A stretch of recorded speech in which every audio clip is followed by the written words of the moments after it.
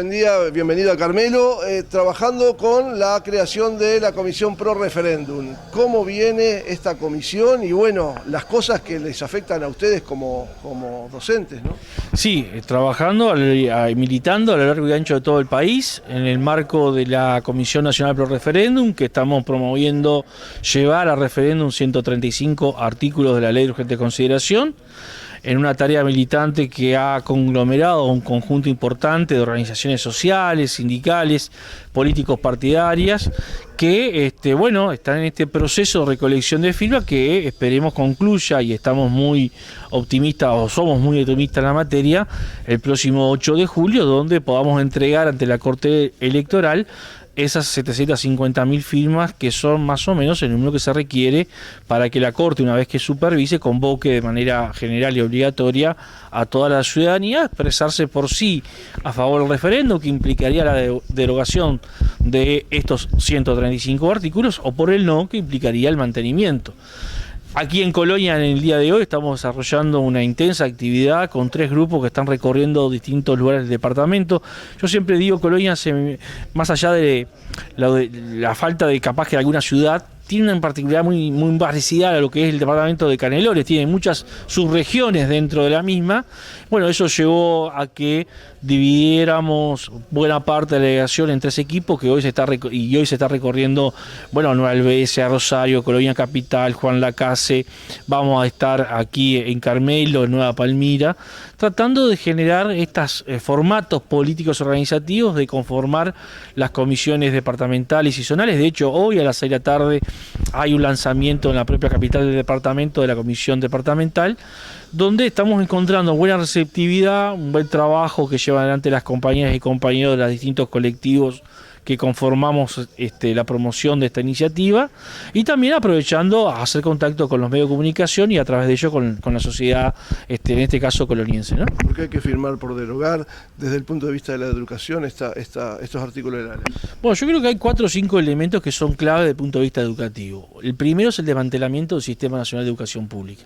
El Uruguay, desde el vallismo para acá, desde el primer vallismo, principio del siglo XX, ha hecho un esfuerzo que fue complementar la obra de Varela del siglo anterior, de expandir la educación pública, asumiéndola como una responsabilidad del Estado y como un derecho de las ciudadanas y los ciudadanos. Eso se ha ido manteniendo en el tiempo, se ha ido más allá de faltas de presupuesto, más allá de errores en algunas políticas, como un criterio que está matrizado en nuestra sociedad, el valor de la educación pública. Lamentablemente, cuando creíamos que se seguía avanzando en esa dirección, con el surgimiento de nuevas universidades, como es el caso de la UTED, con la expansión del sistema educativo universitario al interior del país, con la expansión de la educación media, que todavía tiene como objetivo la universalización, nos encontramos con una ley de urgente consideración que desmantela el Sistema Nacional de Educación Pública e incluso empieza a generar la idea de la educación como un servicio, y si es un servicio puede ser también considerada una mercancía que se puede comprar o vender en un mercado, con lo cual también ya va matrizando esta idea muy impuesta en países como en Chile, de que la educación es una mercancía y que las familias, las personas tienen que pagar por acceder a ello, y no un derecho que es obligación del Estado garantizarlo. Yo creo que este es el primer gran elemento que a nosotros nos lleva a decir por qué estamos pidiéndole a la ciudadanía la firma. Un segundo elemento tiene que ver con la construcción democrática de ese sistema educativo. El Uruguay tiene un sistema que es ejemplo en el mundo en términos de autonomía del sistema educativo. Esta es una vieja consigna que ya planteara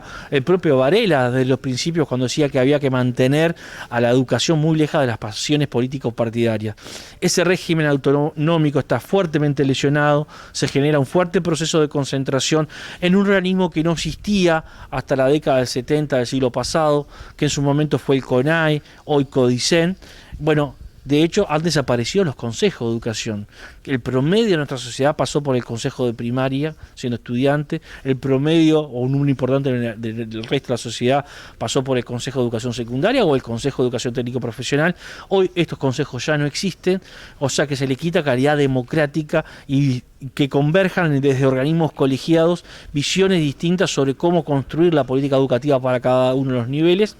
Y por otro lado se da un proceso de desconcentración donde el Estado, en esta lógica de retirarse de sus responsabilidades, traslada la resolución de temas que debieran ser resueltos por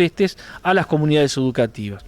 Un tercer mojón tiene que ver con la formación de las futuras generaciones. El mundo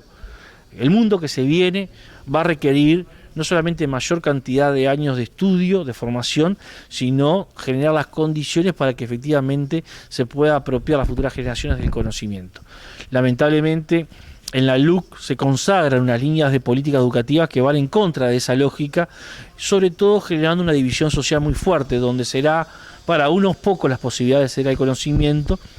con formación integral, con incorporación incluso de mayor cantidad de actividades, mientras que a otros se les va a dar una capacitación mínima como una respuesta rápida a insertarse en un mercado laboral que cada vez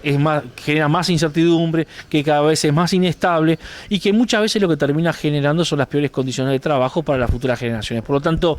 aquí está en juego la formación de las futuras generaciones en esa lógica. En ese marco tenemos reducción de horas de los docentes por un lado y aumentos de números de estudiantes en las aulas por el otro. Sí, esa es una explicación concreta de una primera parte de este proceso de ajuste que está expresada claramente en el presupuesto nacional. Yo hoy lo decía aquí en algunos medios. Las autoridades de la educación dijeron el otro día que habían desaparecido 250 grupos. Eso es barrer de un día para el otro con 12 liceos completos de 22 grupos cada uno. ¿Alguien se puede pensar, con todos los desafíos educativos que tiene el Uruguay, sobre todo en términos de universalizar el acceso a la educación media, se puede desaparecer 12 centros educativos de esas características de un día para el otro? ¿Alguien puede pensar que en el marco de la situación de pandemia nos podemos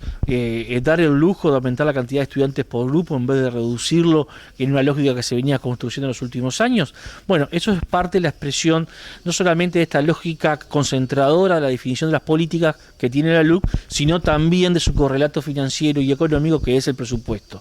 Y un último elemento que interesa resaltar es el papel de los docentes y sus condiciones de trabajo.